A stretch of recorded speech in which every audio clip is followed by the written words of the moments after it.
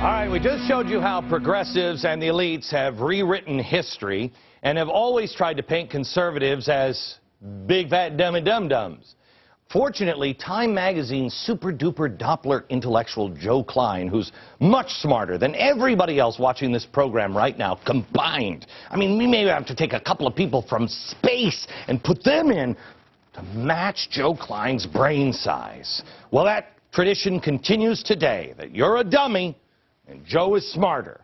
Seems like only a few weeks ago when Joe enlightened us and delighted us with his voracious and unbridled wit and intellect, calling all Americans who disagreed with him at Time Magazine stupid. He also pointed out recently that I spew a lot of hateful crap. Wow, that's some highfalutin words. I'll try to look that one up. Crap. So anyway, for those of you without an Ivy League education who also don't have, direct access to a dictionary, what he meant there was he doesn't like what I say. And there's something new. In fact, if you don't mind, I've got to put on my tweed smoking jacket. Here, I've got little people that help me with things like this, I don't let them look directly at me. You shouldn't either. Anyway, Swampland, his blog, it's so good. He points out that fellow Time Magazine genius J. Newton Small, a female correspondent who is clearly smarter than everyone else because she has 3 names. How many do you have? Yes, 2. She apparently took issue with Sarah Palin's writing notes on her hand there for the interview. Joe, however, realizing that without notes, or more accurately, a teleprompter, his hero, Barack Obama, thinks there are 57 U.S. states, and that an asthmatic child should be tested, apparently, for blood alcohol levels with a breathalyzer. Over the last 15 months, we've traveled to every corner of the United States. I've now been in 57 states. I think 1 left to go. Everybody knows that it makes no sense that you send a kid to the emergency room for a treatable illness like asthma. They end up taking up a hospital bed. It costs, you gave them treatment early, and they got some treatment and a breathalyzer, or an inhalator, not a breathalyzer. I haven't had much sleep in the last 48 hours, so. Oh, a breathalyzer, that would be poppycock, and Joe would know that. He had no issue with Sarah on the notes, on her hand or anything. No. Being the brainiac he is from the think tank at Time Magazine, Joe's problem is that everything Palin said was, quote, anti-intellectual drivel. Oh, how it must sicken poor Joe to have to share this time-space continuum with the likes of the little stupid people like Sarah Palin. And you. Oh, it must absolutely nauseate him to have to look at people like that, As Joe Klein pondered the fact that in Alaska, where Palin lives, there isn't even a Harvard club at which one can don a tweed smoking jacket and dine with suitable companions in a riffraff-free environment, chortling aloud between bites of beluga caviar and talk about how imbecilic and racist these Tea Party people are. Oh, you could ponder and chortle. Oh, and continue to assail Sarah Palin in your blog at Swampland. Oh, and you could also write words like opprobrium. Opprobrium. I have no idea. I had to come to the library. I had to look opprobrium up. It's a wonderful word. We should use it more often. Opprobrium, the disgrace or reproach incurred by conduct considered outrageously shameful. Infamy. Aphorism. Aphorism. I had to look that one up, too. Well, aphorism here. Here it is. A terse saying embodying a general truth or astute observation. So with words like that, it must be a blistering indictment of Sarah Palin. Oh, but then he was just getting his enormous multisyllabic word train chugging down the tracks right before his engine went off those very tracks. Oh, as he attacked Palin for saying that Obama wasn't so much a commander-in-chief as a law professor at a lectern. Oh, yes.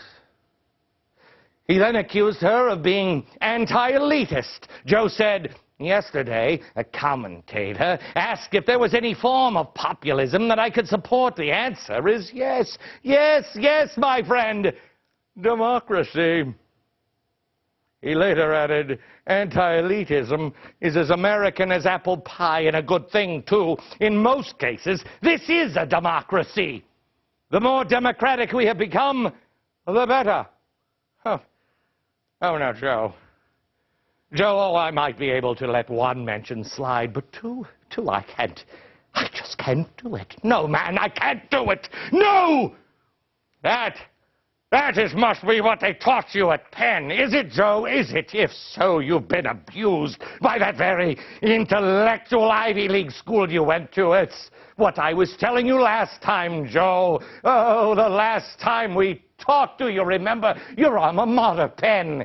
It is truly the trailer park of the Ivy League. I bet the Dartmouth men, even, what the heck, Idaho State or Montana Tech would even teach you the truth that America is a republic. It's true. Look it up, Joe. A republic, it almost makes you sound like you don't know what you're talking about, Joe. But then again, it also kind of turns your entire nasty little blog entry into anti-intellectual drivel.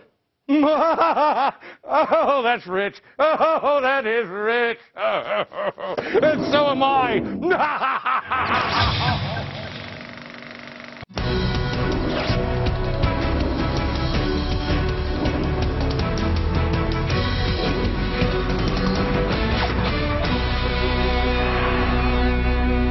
We are live in California all this week because this state of California, a state that I truly love. I grew up in the Pacific Northwest, and I've always wanted to live in the state of California. There's no way I could live in California. Well, there's a lot of reasons I couldn't live in California. I don't think they'd have me. But one of the other reasons is you can't afford to do business in California. And it is a microcosm of what is happening in our country. The problems are clear to anyone who wants to look. And so are the solutions, quite frankly. The enemy to our Constitution is the progressive movement. Stop arguing about Republicans and Democrats. It's not about Republicans and Democrats. It's the progressive movement. It was meant to evolve the United States out of a republic. I just showed it to you with Joe Klein. Remember what he said? We're a democracy, and the more democratic we become, the better. No. Name, Joe Klein, the democracy that has ever succeeded. I could point to none. It has been slow and steady. And just like you don't notice the erosion from the rocks, from the beating surf at the beaches, you don't notice that overnight. You notice it in time.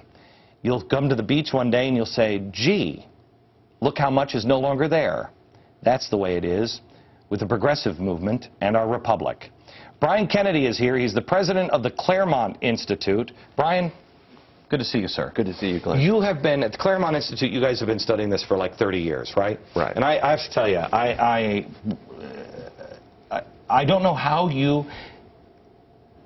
head didn't explode for all of these years, because when I figured it out a couple of years ago, I started looking into it, and it's so clear.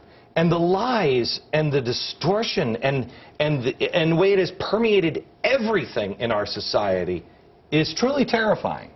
Is it not? Absolutely. I mean, you really see that the progressives, they really did see that the Constitution was obsolete. They believed it was obsolete. They still do. They were going to make it obsolete. And if you look at California progressives from 100 years ago, Governor Hiram Johnson, but if you look at Woodrow Wilson, Herbert Crowley, John Dewey, you can draw a straight line intellectually from them 100 years ago to Barack Obama today. Okay. Hiram Johnson, most people, I don't even know who Hiram Johnson is. He was a governor of... He was governor of California back in 1911. Okay. He instituted the civil service, which would eventually morph into the public employee unions. He said, as a progressive, he was one of the leading, on the state level, politicians there was. He was eventually the vice presidential nominee of the Progressive Party. He was a founder of the Progressive Party, and he was a Republican. So you're absolutely right. This is not a Republican-Democrat thing. The Republicans were as progressive as the Democrats. Hang on, hold on just a second. Do we have the Meghan McCain? Do we have that audio? That video? Meghan McCain, I played it on radio today. We have to play it. Meghan McCain came out yesterday on Larry King and said, I'm like this progressive Republican. And nobody, she tried to describe that as somebody who's just liberal on policies. No. It is absolutely, if progressives get their way, and there's no ifs, ands, or buts about this, if you understand progressivism, it means the end of our Constitution, does it not? Well, we're living almost in a post-constitutional age today. There is little respect for the Constitution. I know. And if you're going to save America, I mean, we at the Claremont Institute believe that free government can be lost.